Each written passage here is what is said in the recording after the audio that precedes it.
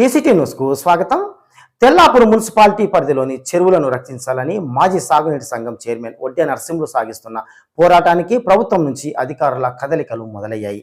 Congress party అధికారంలోకి వచ్చిన తర్వాత ప్రజల యొక్క సమస్యలు తెలుసుకునేందుకు ఏర్పాటు చేసిన ప్రజాపాలన ప్రజావాణి కార్యక్రమాలు రాష్ట్ర వ్యాప్తంగా నడుస్తున్నాయి. తెల్లాపూర్ మున్సిపాలిటీ పరిధిలోని చెరువులలో బడా బిల్డర్లు భూబకాసర్లు మింగేస్తున్నారని సంగారెడ్డి జిల్లా కలెక్టర్కు మరియు తదితర అధికారులకు ఇక్కడి చెరువుల విషయంలో జరుగుతున్న కబ్జాలపై పూర్తి ఆధారాలతో ఒడ్డే నరసింహులు వినతి పత్రాలు ఇవ్వడంతో జిల్లా అధికారుల నుండి స్పందన వచ్చింది. ముఖ్యంగా తెల్లాపూర్ మేళ్ల చెరువులో మట్టి నింపుతున్న వైనం మరియు కొల్లూరు శివారులోని చెరువుల వరద కాలువలపై కబ్జాలపై ఒడ్డే నరసింహులు జిల్లా అధికారులకు వివరించడం జరిగింది. మరిన్ని రోజులలో ఈ కబ్జాలపై అధికారులు కొరడా జుల్పించడం ఖాయమని ఒడ్డే నరసింహులు ఆశాభావం వ్యక్తం చేశారు. తెల్లాపురం మేల చెరువు చెల్లికుంట చెరువు ఎఫ్టీఎల్ మొత్తం కబ్జాలు అయ్యి బిల్లాలు కడతారు సార్. ఆల్రెడీ రెవెన్యూ వాళ్ళు ఇరిగేషన్ తారీఖు మ్యాప్లో సర్వే నెంబర్ 667లో ఎఫ్టీఎల్ 5 ఎకరాలు అలా క్లబ్ హౌస్ కట్టారు సార్. క్లబ్ హౌస్ కట్టేసి మేము ఎప్పటి నుంచో కంప్లైంట్ ఇస్తా ఉన్నాం 2-3 సంవత్సరాల నుంచి. పోయిన నెల 29 తారీఖున కూడా నేను సార్కి ఇచ్చిన, ఇక్కడ జనవరి 29 నాడు యాక్షన్ లేదు. ఇది మొత్తం క్లబ్ హౌస్ మొత్తం కంప్లీట్ అయిపోయింది సార్. ఇంకొకటి sir navy garden Melacheruvu, navy garden Melacheruvu sir మొత్తం శిఖరం చుచ్చుకొని వచ్చి కంపౌండ్ ఇది ఆల్రెడీ 186 నెంబర్ ఇదంతా ఎఫ్టీఎల్ ఏరియా సార్.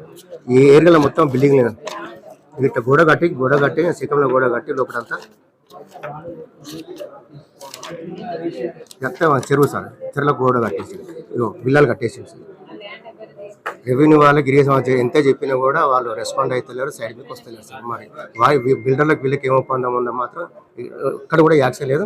మొన్న జనవరి 29 నాడు కూడా నేను కంప్లీట్ ఇవ్వడం జరిగింది. ఇది రెండో కంప్లీట్.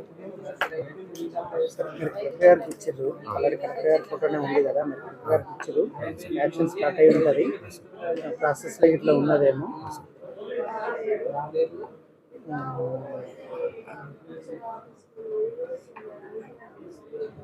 ఇరిగేషన్ డిపార్ట్మెంట్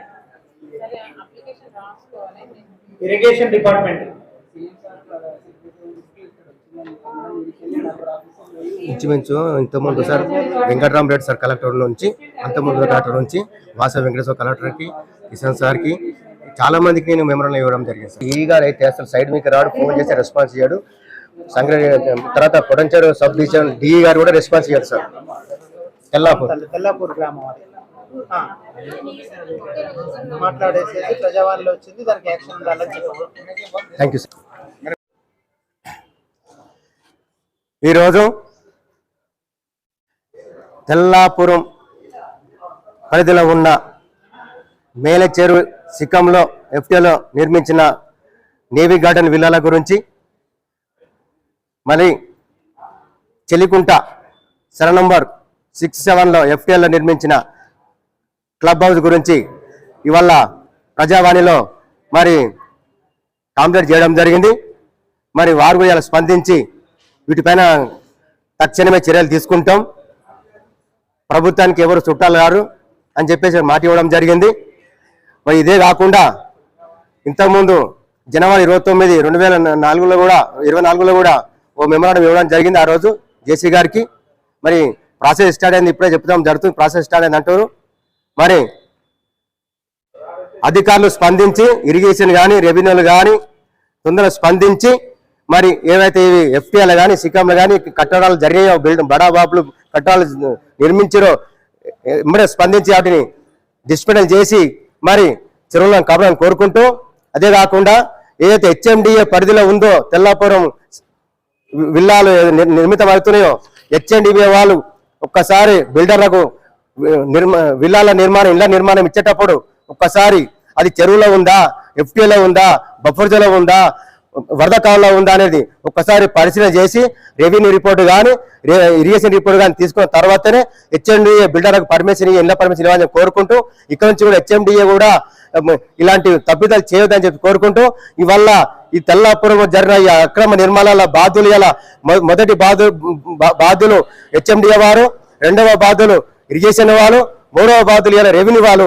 మరి ముగ్గురు కూడా ఈ అక్రమ నిర్మాణాలు ఏదో చెరువులు కబ్జేసి కట్టిరో దీనికి అక్రమ నిర్మించిన వాటికి మీరే బాధ్యత వహించి మరి అతి తొందరలో మట్టిని మొర మట్టిని కానీ నిర్మించిన విల్లాలని ఇట లీగల్ గా మీరు డిస్మెంటల్ చేసి చెరువులను కాపాడాలని వరదకాలను కాపాడాలని కోరుకుంటున్నా. ఇవల్ల ప్రజావాణిలో మరి స్పందన మంచిగా వచ్చింది.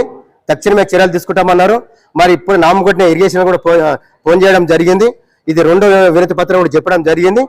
మళ్ళీ ఇంకో 3వ వినతి పత్రం రాకుండా కఠిన చర్యలు తీసుకుంటామని చెప్పేసి ఇక్కడ మాట ఇవ్వడం జరిగింది ప్రజావాణిలో.